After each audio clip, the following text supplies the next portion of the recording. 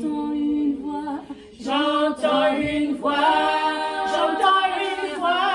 j'entends une voix, j'entends une voix, j'entends une voix qui vient du ciel et me dit, mon enfant, fortifie-toi et veille jour et nuit.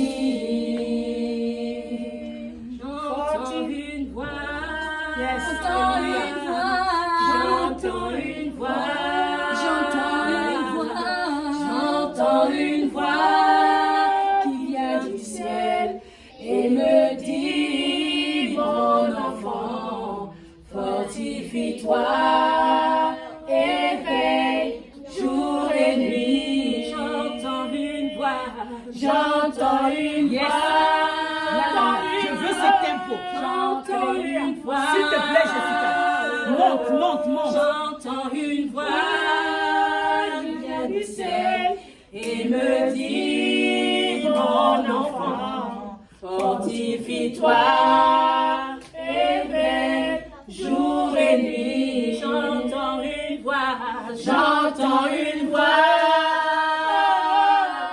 j'entends une voix,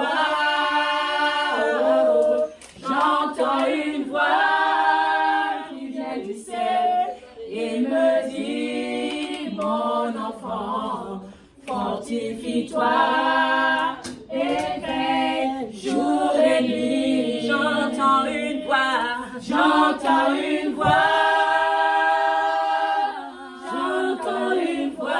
une voix, j'entends une voix qui vient du ciel et me dit, mon enfant, fortifie-toi et toi assuré. J'entends une voix, j'entends une voix, j'entends une voix, j'entends une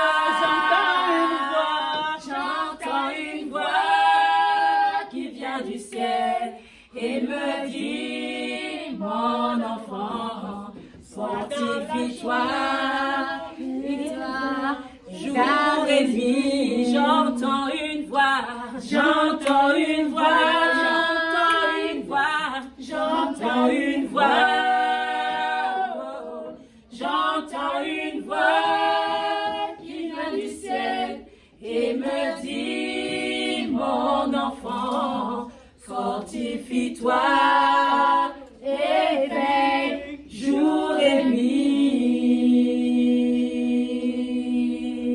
Amen. Amen. Il dit, j'entends une voix qui vient du ciel. Je voudrais d'abord nous rappeler,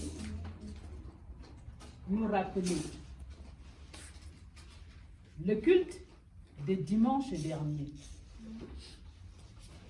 C'est la continuité de ce qui nous a été donné, de ce qui a été semé la semaine dernière. La semaine dernière, le docteur de la loi nous a parlé du temple que nous sommes, c'est-à-dire l'édifice de Dieu. Nous sommes le temple où le Saint-Esprit habite.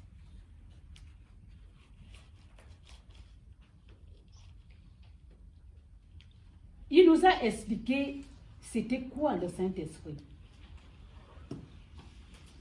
Je ne sais pas s'il faut que je rappelle tout ce qui a été dit. Je vais essayer de couper court. Il nous a dit que Dieu ne réside pas dans des temples faits de mains d'hommes, c'est-à-dire les églises, les édifices. Il nous a dit que Dieu réside dans nos cœurs, dans notre corps, et que nous sommes le temple de Dieu. Nous sommes le corps, c'est-à-dire le temple où réside le Saint-Esprit. Il nous a dit que Dieu est amour et on doit retrouver cet amour en nous.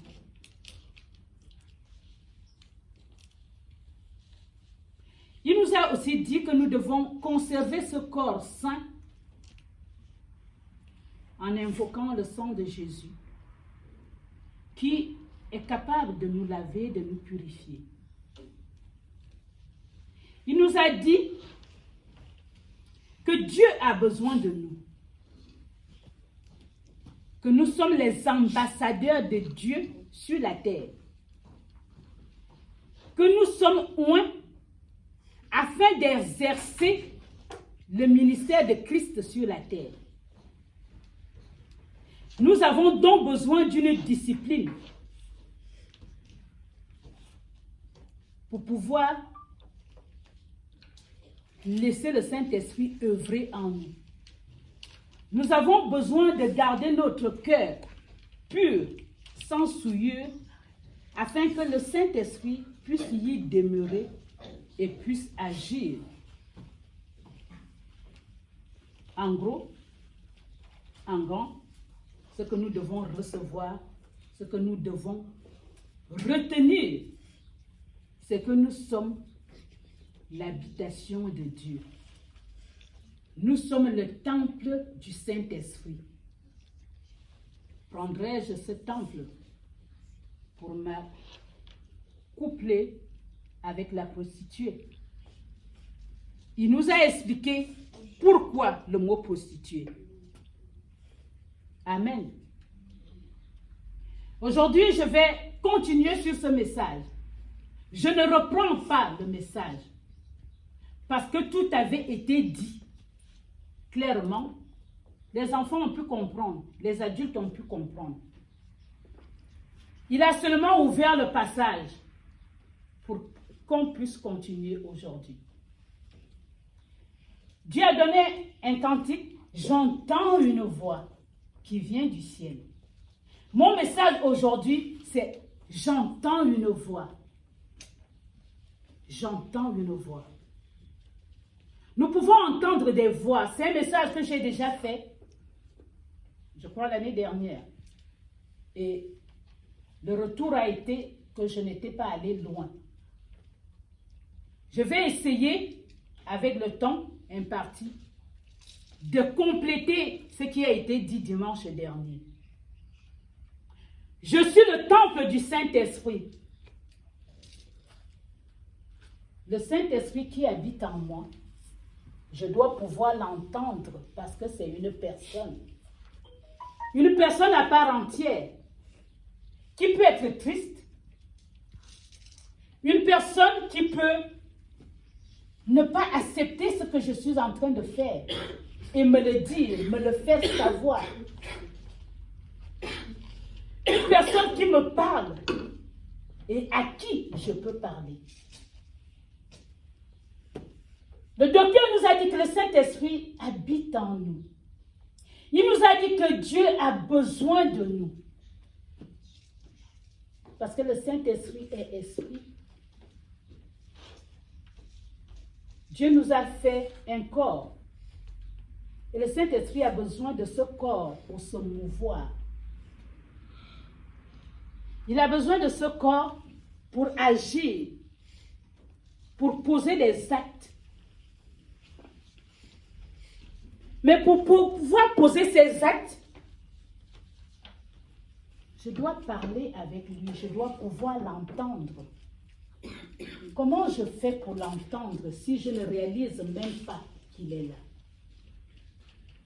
Amen. Amen.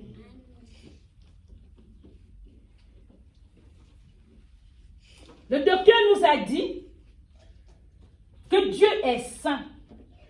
Le Saint-Esprit en moi est saint. Je dois donc garder mon corps saint. Je dois garder mon cœur saint pour pouvoir l'entendre. Je dois entretenir le Saint-Esprit en moi. Je dois tenir compte de lui. Comme on tient compte de son époux. Amen. Parce que la Bible dit que je suis l'Église. Christ est la tête. Et moi, je suis le corps. Amen. Je vais essayer d'utiliser un langage que les enfants peuvent comprendre.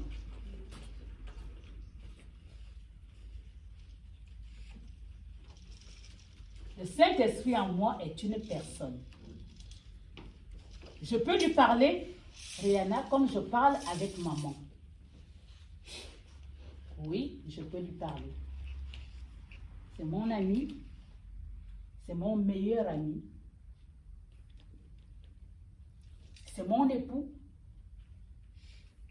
Quand je suis triste, je peux lui dire que je suis triste.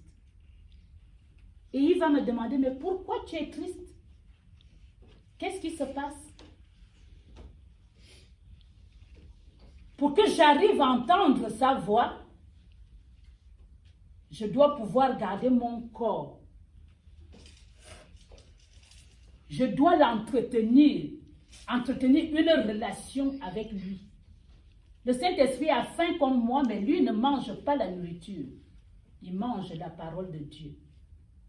Donc, je dois passer du temps à lire la Bible pour que lui, il puisse manger. Amen. Comment il va me parler? Comment je vais savoir que là, c'est lui qui me parle? Je vais ouvrir la Bible. Dans 1 Samuel, verset 3. 1 Samuel 3, de 1 à 11. Celui qui le trouve peut le lire. Nous allons voir comment un jeune... La Bible dit que Dieu parle tantôt d'une façon, tantôt d'une autre. Il a plusieurs façons de nous parler. Il peut te parler par les rêves. Il peut te parler audiblement, tu vas l'entendre.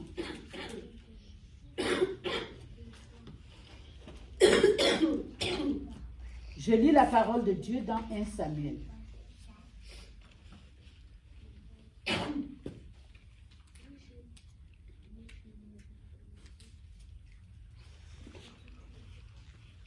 La Bible dit,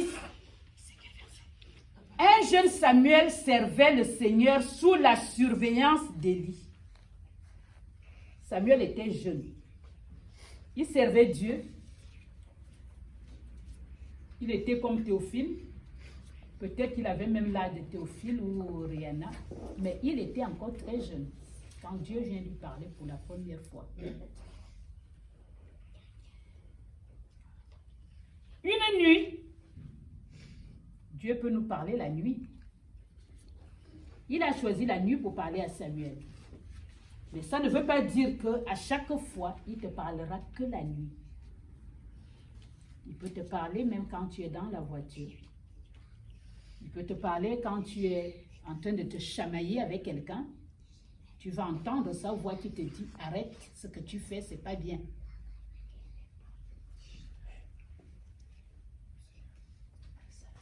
Amen.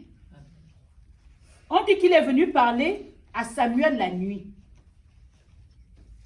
C'est un peu long, je vais essayer de lire. En espérant que Taliata m'écoute. N'est-ce pas, Taliata? Oui.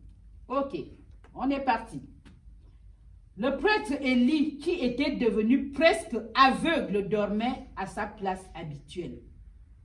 Samuel aussi dormait. Ils étaient dans le temple du Seigneur, près du coffre sacré, avant l'aube.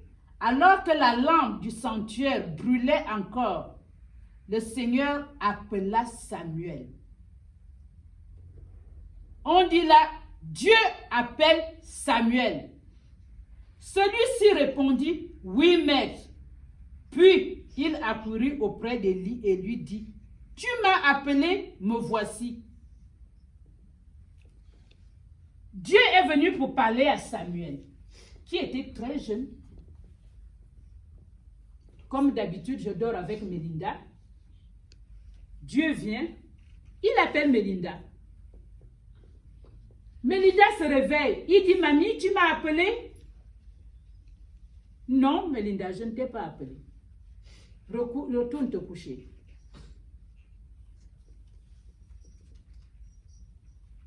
il accourut et auprès d'Élie et lui dit, tu m'as appelé, me voici. Je ne t'ai pas appelé, dit Élie, retourne te coucher. Samuel alla se recoucher. Une seconde fois, le Seigneur appela Samuel. L'enfant se leva, revint dire à Élie, tu m'as appelé, me voici. Non, mon enfant, répondit Élie, je ne t'ai pas appelé. Retourne te coucher. Samuel ne connaissait pas encore personnellement le Seigneur, car celui-ci ne lui avait jamais parlé directement jusqu'alors. Pour la troisième fois, le Seigneur appela Samuel. Samuel se leva, revint trouver Élie et lui dit, tu m'as appelé, me voici. Cette fois, Élie comprit que c'était le Seigneur qui appelait l'enfant. Il lui dit, va te recoucher et si on t'appelle de nouveau, tu répondras, parle Seigneur, ton serviteur écoute. Amen. Amen. Nous avons là un jeune comme toi, comme Taliata, comme Théophile, comme Nelson. Dieu vient lui parler pour la première fois. Dieu l'appelle. On ne nous dit pas qu'il a fait un rêve. Il a entendu audiblement la voix de Dieu. Audiblement, c'est-à-dire, comme tu m'entends là, Dieu a parlé.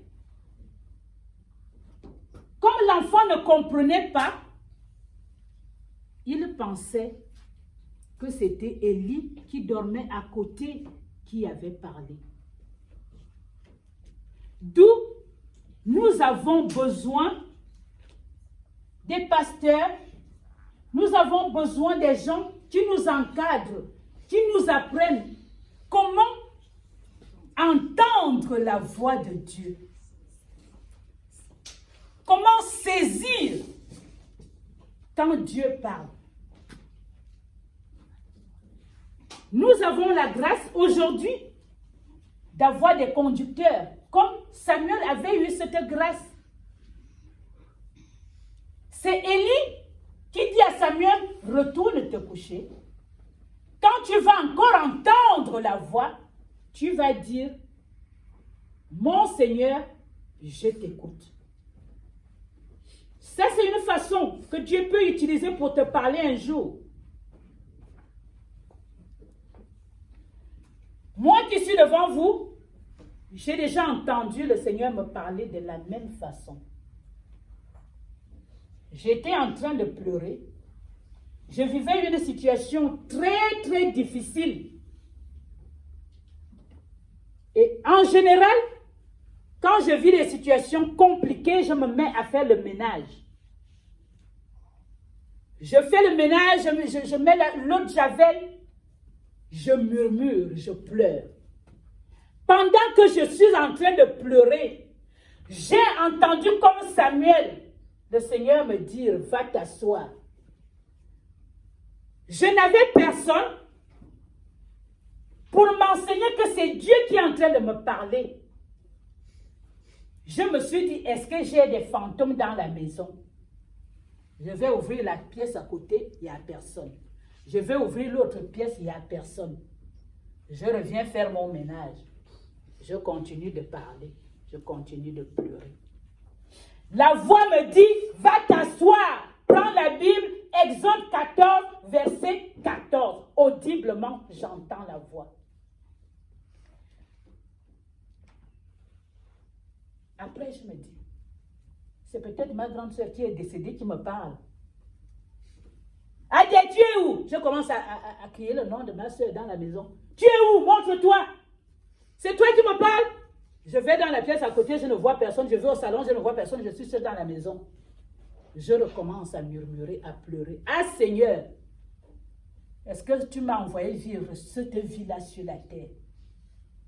J'entends une troisième fois la voix tonner. Je t'ai dit de t'asseoir. C'est que lorsque Dieu insiste, même quand il crie, c'est une voix d'amour qui t'apaise. Tu sens la paix au-dedans de toi. La voix m'a tellement inondée. J'ai ressenti une paix m'envahir. C'était comme si ça venait enlever la douleur qui était dans mon cœur. Comme si la douleur partait avec cette voix qui me dit, assieds-toi, prends ta Bible, lis Exode 14, verset 14. Je n'ai jamais oublié, ça fait des années. Je suis allée m'asseoir. J'ai lu Exode 14, verset 14. La première fois que Dieu vient me parler. Amen. Dieu peut te parler dans les rêves. Dieu peut te parler comme ce matin. Il m'a donné un cantique qui a un rapport avec le message d'aujourd'hui. J'entends une voix qui vient du ciel, qui me dit, mon enfant, fortifie-toi. Je ne sais pas quelle est ta situation, je ne sais pas quel est le problème que tu as traversé dans la semaine, que tu vis. Le Seigneur te dit, fortifie-toi. La voix vient du ciel. La voix vient à l'intérieur de toi. Dieu te dit, fortifie-toi. Peu importe ce que tu vois, peu importe ce que tu vis, je suis avec toi. Amen. Je suis avec toi dans ce que tu traverses, dans l'épreuve dans laquelle tu es. Parce que je suis ton Dieu. Il a dit, il sera avec nous tous les jours jusqu'à la fin du temps. Je dois être conscient que le Saint-Esprit habite en moi. Amen.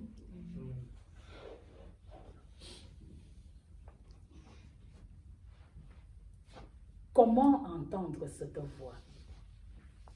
Telle est la question aujourd'hui. Élie a entendu la voix, il n'a pas su que c'était la voix de Dieu. Il arrive que Dieu nous parle, mais on se dit, ce sont mes propres pensées. Ce n'est pas Dieu. Et on va continuer à faire quelque chose. Il va revenir, il va insister. Cette voix, nous l'entendons tous les jours. Amen. Amen. Elle parle au-dedans de nous, à l'intérieur de nous. Nous allons l'entendre. Lorsque je décide d'aller voler, j'ai vu quelque chose dans le sac de tantine Justine, le pasteur Justine. Mes yeux veulent le son là-bas. J'entends la voix qui me dit d'aller prendre. J'entends une autre voix, toute petite, à peine audible, qui me dit, tu ne dois pas voler. Mais cette voix, je l'entends.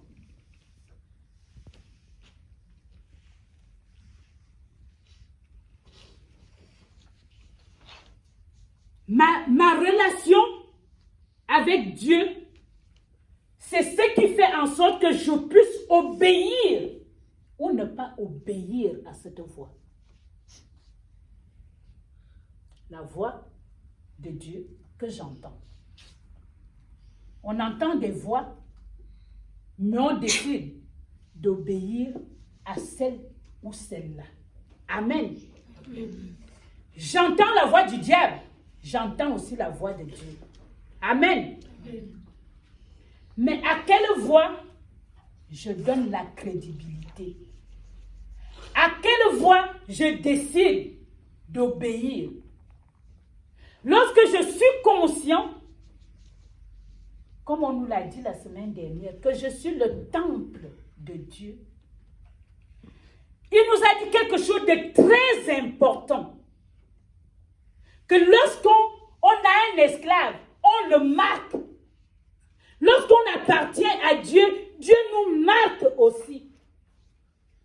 Je suis conscient que j'ai été marqué par Dieu. La voix de Dieu va résonner plus fort que la voix du diable. Amen. Mais Dieu nous a laissé le choix, le libre arbitre, d'obéir, de ne pas obéir. Lorsque je suis en danger, je prends ma voiture,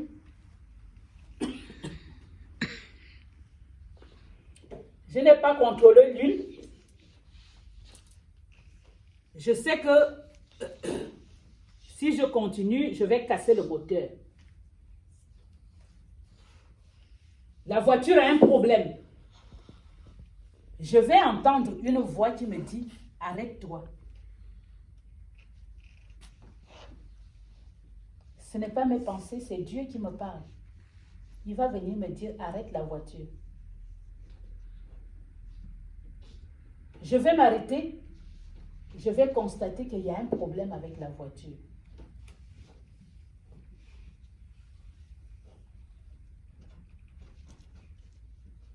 J'ai écouté un message sur Facebook, il n'y a pas longtemps, la semaine dernière.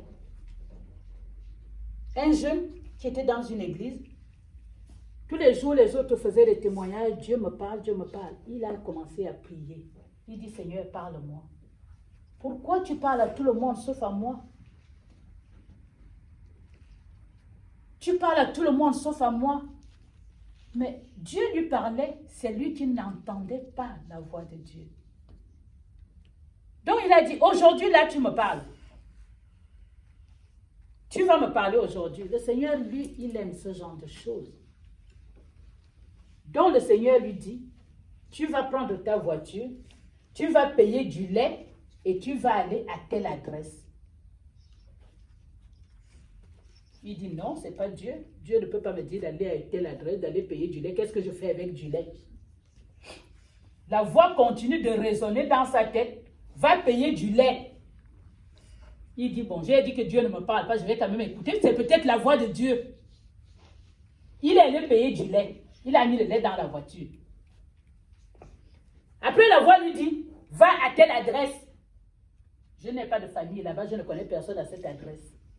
Il obéit quand même. J'ai demandé à Dieu de me parler. Peut-être que c'est Dieu qui me parle. Il est parti à l'adresse. Il est allé frapper à la porte.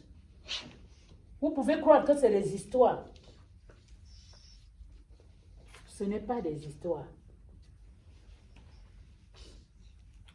Je finis ce témoignage et je vais vous raconter quelque chose d'autre, de personnel. Je vais me faire des témoignages sur ma propre vie. C'est comme ça qu'il part, il va cogner à la porte. Quand il va cogner à la porte avec le lait, un monsieur vient ouvrir tout énervé. Il commence même à paniquer. Il dit, mais le monsieur là va m'agresser. Le monsieur ouvre. Qu'est-ce que vous voulez? Il commence à crier sur lui. Il prend seulement le lait, il donne le lait, il veut fuir. Quand il veut fuir, le monsieur s'arrête.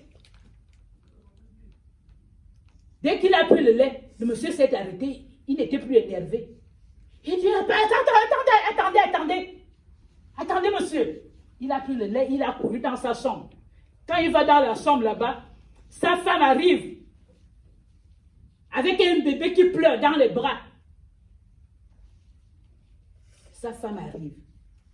Il vient embrasser le monsieur. La femme se met à genoux. À qui Dieu répond aux prières.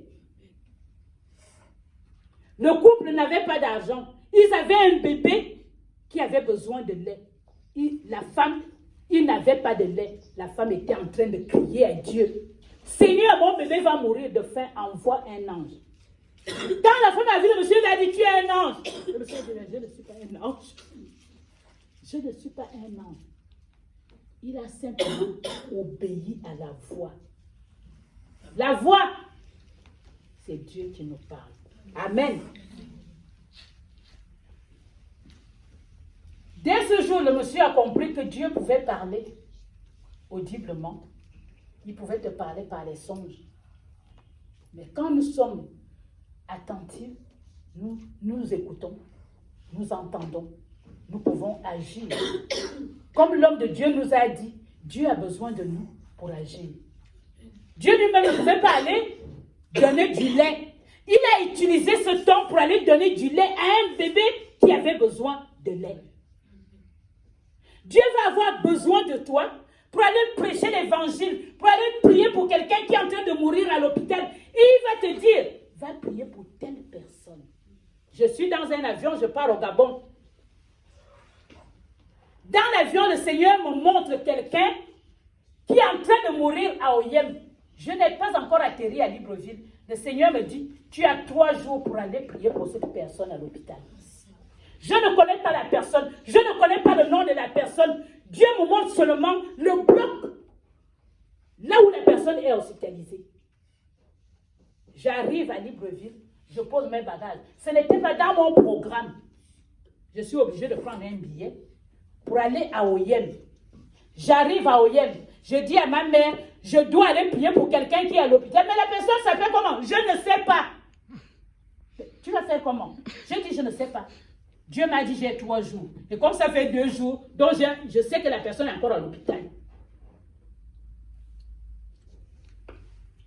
J'arrive à l'hôpital.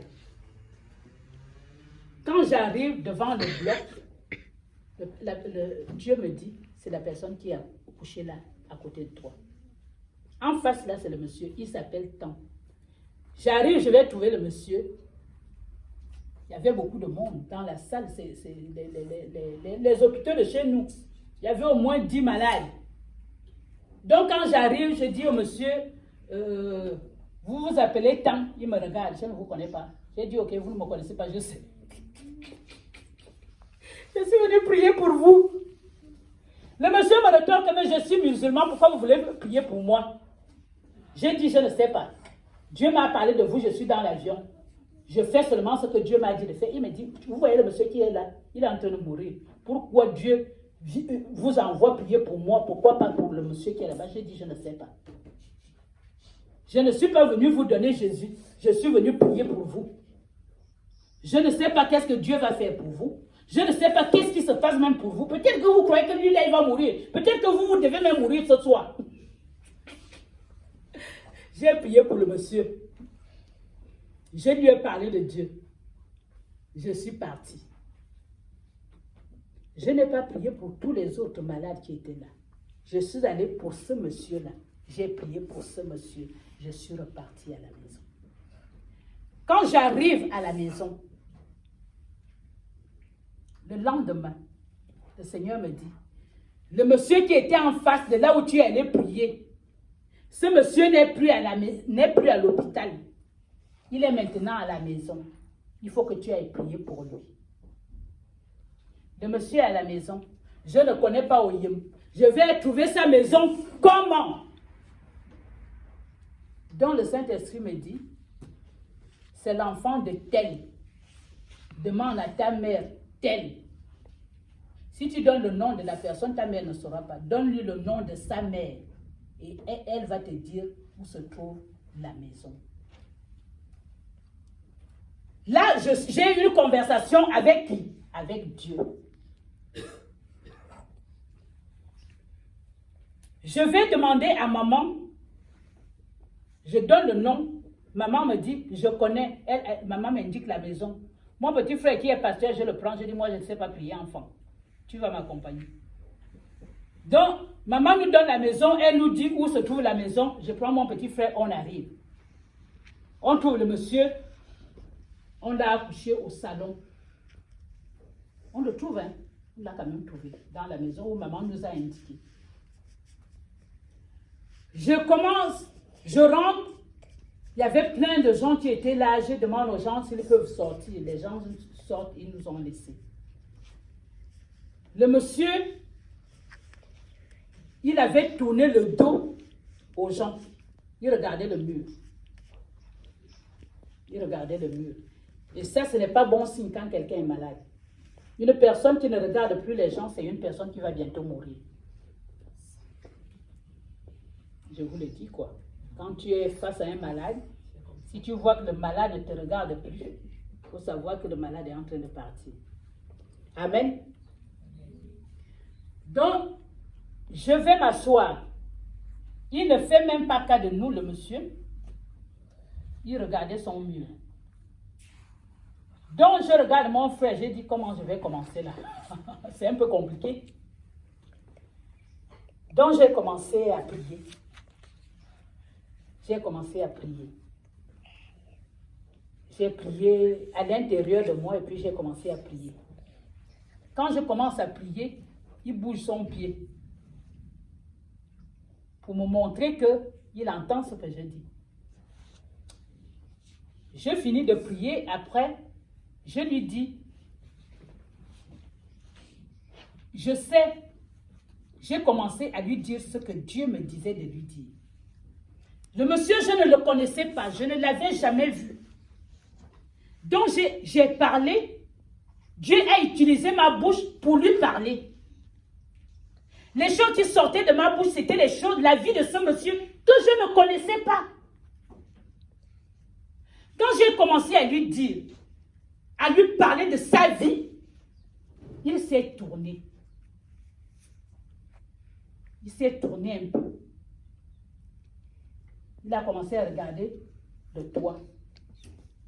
J'ai continué à lui parler. Je ne suis pas venu prier pour vous. Je ne suis pas venu vous guérir. Voici ce que Dieu m'a dit de vous dire. Le Seigneur dit, il a vu ce que vous avez fait dans sa maison. Le Seigneur n'est redevable à personne. Il sait que là, dans le cœur, là, c'est noir avec la famille. C'est noir avec l'église. C'est noir avec tout le monde. Tu peux même manger quelqu'un là où tu es couché là. Mais Dieu me dit de te dire, fais la paix.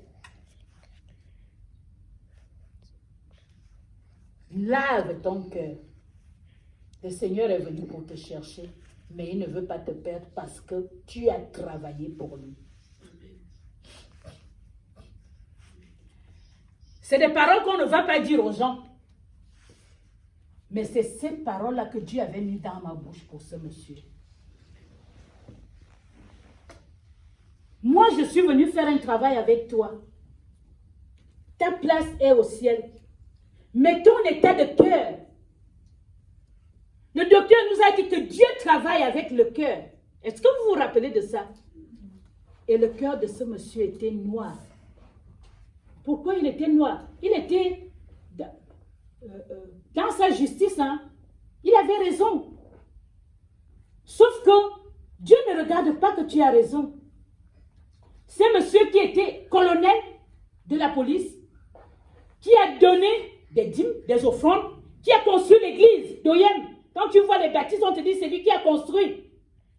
Mais pendant sa maladie, personne de l'église n'est allé le voir. Les gens l'ont rejeté. Pendant sa maladie, même sa famille, il dormait au salon de sa mère. Un colonel de police qui avait des maisons, des voitures, va mourir dans le salon de sa mère sur des draps noirs sales. Cet homme a eu des enfants, cet homme a eu des femmes, mais il va mourir chez sa mère, abandonné par ses femmes, abandonné par ses enfants, mais il lui restait que sa mère. C'était normal pour lui d'être en colère, d'être fâché. Mais le Seigneur vient lui dire, je ne suis redevable à personne. Quelle voix choisis-tu d'entendre? Quelle est la question aujourd'hui? Ce monsieur a écouté la voix. Quand j'ai fini de parler, je n'avais pas fini de parler, il a commencé à pleurer. Un adulte qui pleure comme un enfant. Pendant qu'il pleurait, il s'est tourné face à moi. il me tournait le dos. Quand je commence à lui parler de sa vie, il s'est tourné sur le dos. Après, il s'est tourné, il a fait face à moi. Il a entendu la voix de Dieu. Je ne le connaissais pas. Mais Dieu m'a utilisé. J'ai été la voix de Dieu ce jour-là. Amen. Je peux vous dire que ce monsieur, il m'a dit, oui, vous venez de la part de Dieu. J'ai prié avec lui. Je ne peux pas dire que j'ai fait la délivrance avec lui parce que je ne sais pas faire la délivrance. C'était une forme de délivrance aussi. J'ai prié avec ce monsieur. Il a pleuré, pleuré, pleuré. Je l'ai pris dans mes bras. Je sentais qu'il fallait que je le prenne dans les bras. Et je l'ai pris dans mes bras. Je l'ai pris simplement dans mes bras. Et il a pleuré, pleuré, pleuré. Quand il a fini de pleurer, j'ai prié pour lui.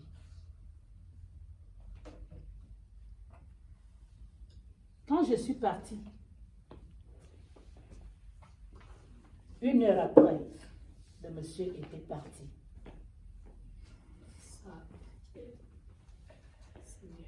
Une heure après, le monsieur était parti.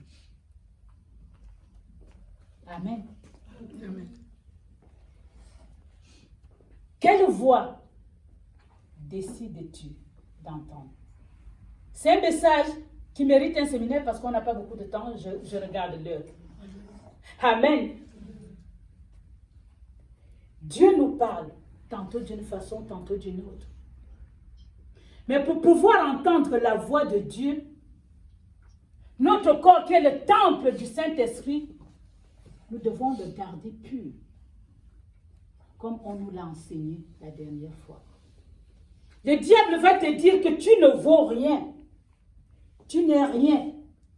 Ou quand tu es malade, il va te dire, ah, tu peux mourir, tu ne vas plus souffrir. Cette voix, tu vas l'entendre. Mais Dieu aussi va venir te dire, j'ai dit que le plus jeune mourra à 120 ans. C'est toi qui choisis quelle est la voix que tu décides d'écouter. Est-ce que je décide d'écouter la voix qui me dit meurs, tu ne vas plus souffrir? Est-ce que je décide d'écouter la voix qui me dit suicide-toi?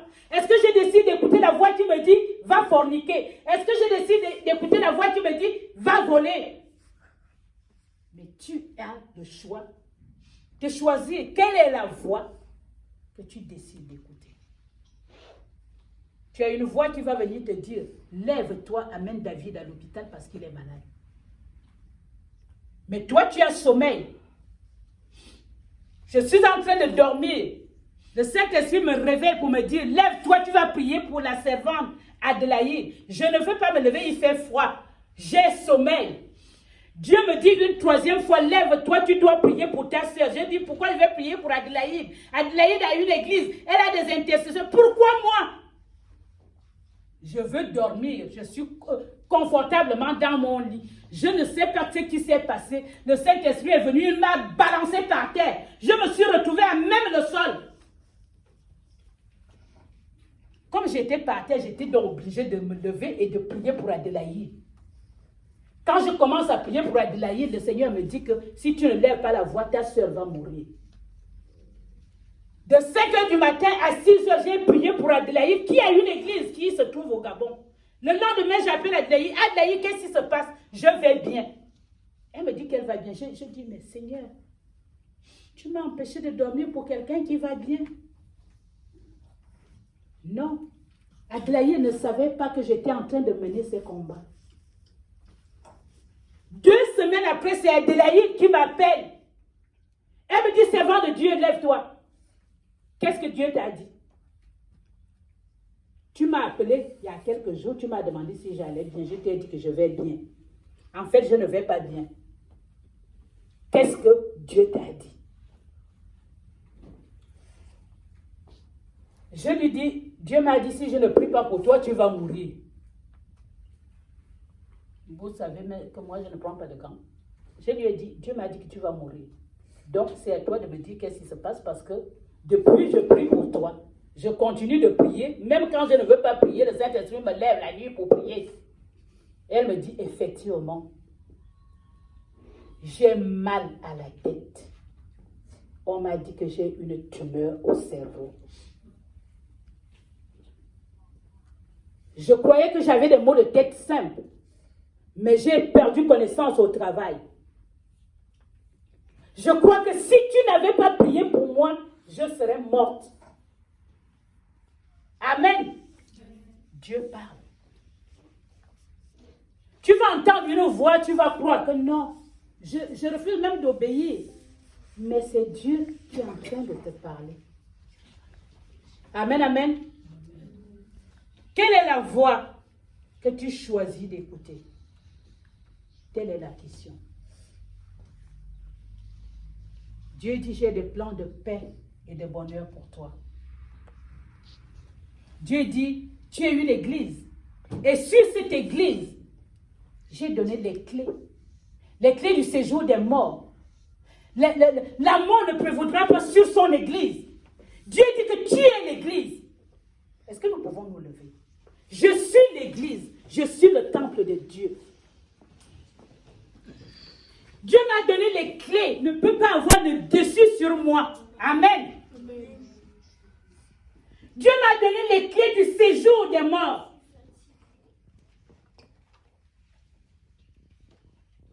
Je dois réaliser que j'ai la clé. Peu importe ce que je peux vivre. Peu importe le problème que tu vis. Écoute simplement la voix de Dieu qui te dit ce matin qu'il t'a donné les clés pour ouvrir n'importe quelle porte. Jacob a pleuré pendant des années son fils, Joseph. Il croyait que Joseph était mort. Joseph n'était pas mort. Il pleurait quelqu'un qui était vivant, comme toi et moi aujourd'hui. Nous sommes en train de pleurer quelque chose qui pourtant est là. Comme toi et moi, je suis en train de pleurer une situation que Dieu a déjà réglée.